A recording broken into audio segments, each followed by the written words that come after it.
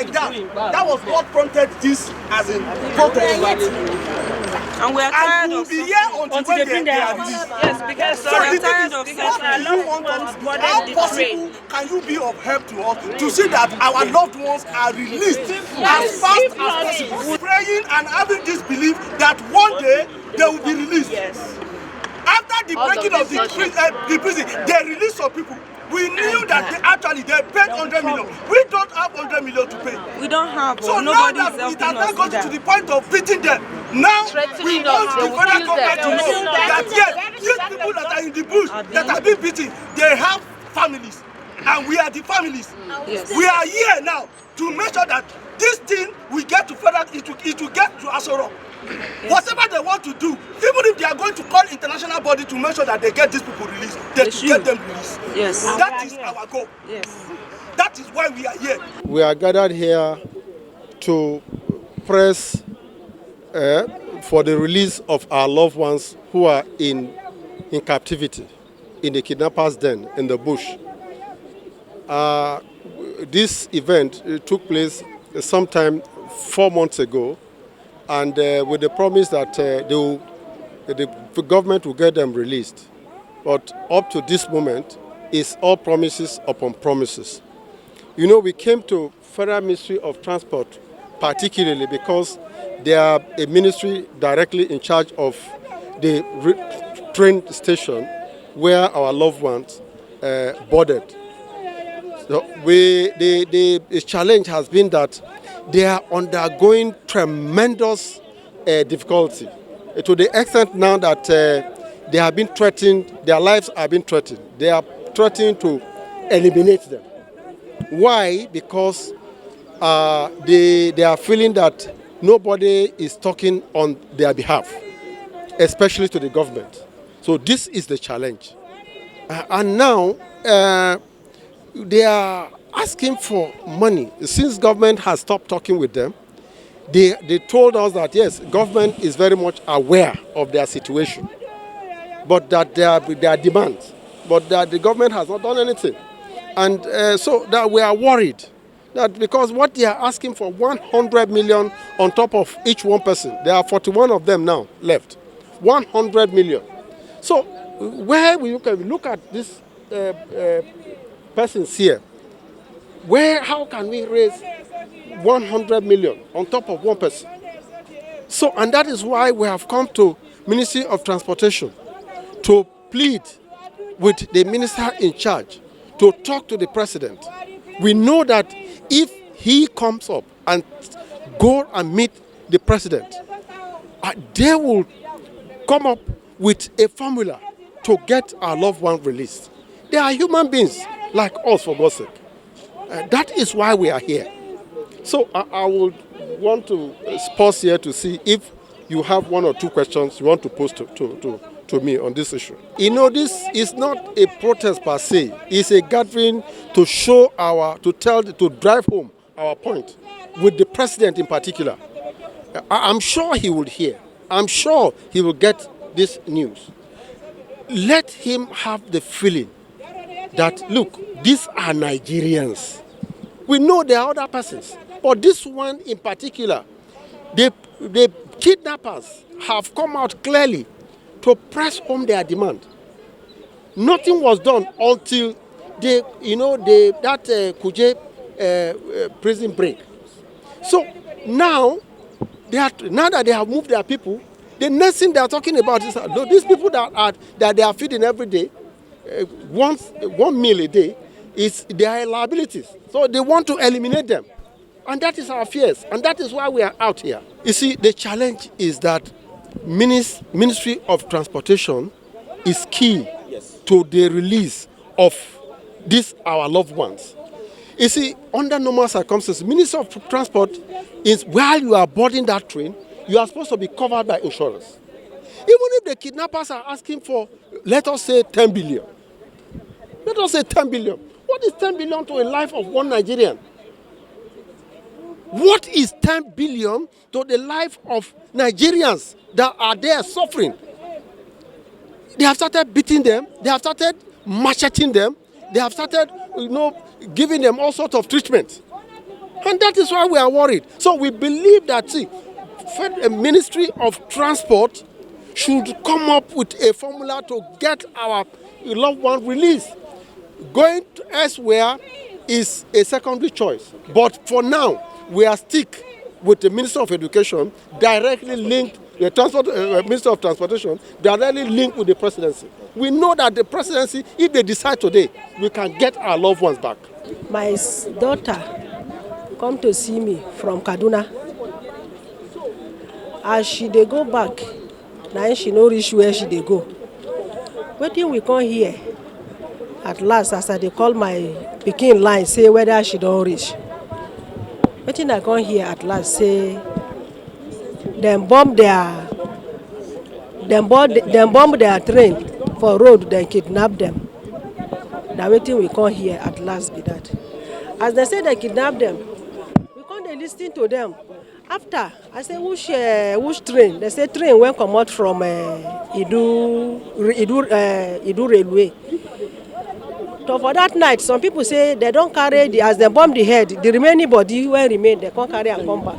For that night, I come waka, we come carry motor from Gwagwalada, go to the railway station. We no see anything there. I say maybe no be here. We come for that night, we can't go to Kubwa own. We don't see anything there. They say nothing when they carry come there like that. So we can't wait till in the morning. We can't waka go to Kaduna. When we can't go to Kaduna, we can't go to railway station, for Rigasa railway station. We don't meet anybody there. We don't meet anybody there. We see police there. They say no any train where they carry go there. They say to we can't say to how about the people when they get accident. They say some of them they for 44 hospital. We can't waka go to 44 hospital. We enter there. We can't meet people. When they there, they can't give us the list of those people when get accident and the people when die. They can't give us the list of the people when get accident, when wound. As they can't give us, we don't see the person name, but we still say make we enter, go see the face. Maybe the mistake no put some people there. As we know here from, I know here from my daughter. So we can't enter, we can't check their face. People when wound, we don't see her face inside. So we can't say to make we enter mortuary. They can't open mortuary for us. We can't see the people when die. We don't see. I don't see my daughter inside. I said to maybe we can't think whether they can't run, they enter bush, whether they die for inside bush. As we know here from them, we don't know. So we can't come back. Every day now we can't go to the rail station for 2 days. We not can't hear anything from there. So we can't sit down. They wait for waiting God will do for us. So after for the 2 days, we can't hear call. We can't hear call from those people from somewhere like this for her husband. This thing they can't call her husband. So as they can't call her husband, those people we can't hear men voice say Oga. Your wife dey for our hand. Your wife and your children they dey for our hand. Then they will your pikin they say for her hand there. Your wife and your baby they dey for our hand. They see the baby nothing do them. They no wound. They no do anything. And that man they talk for inside the phone. Those people when kidnap them. Now them they talk say see your wife and the baby. Then nothing happen to them. Abi you want to hear your pikin voice. You want to hear your pikin voice? You want to hear your pikin voice? Make we give to your pikin, make we talk to them. Then my daughter can't talk to her husband, say,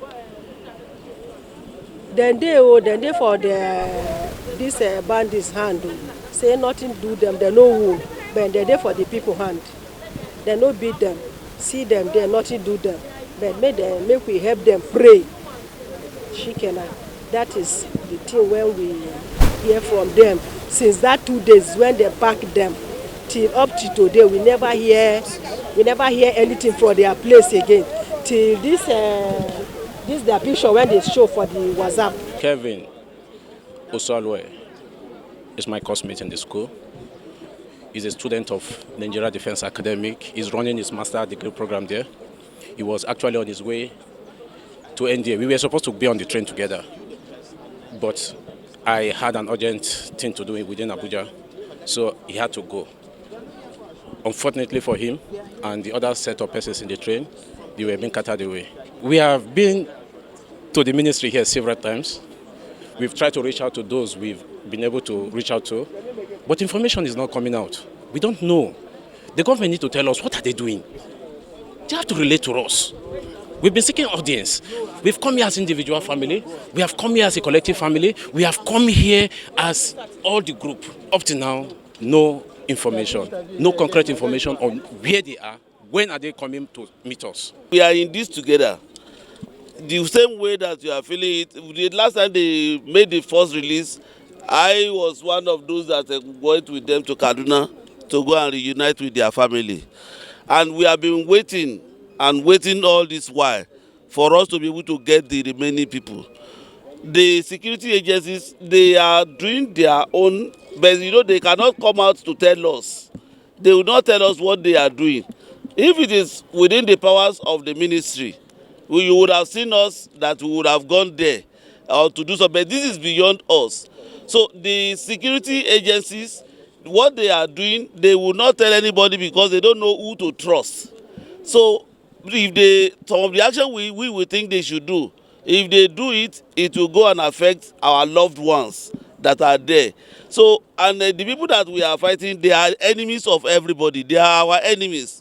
What they want is for us to fight amongst ourselves, is for us to be blaming ourselves, and by the grace of God, we will get out of this and we will see the end of these evil people.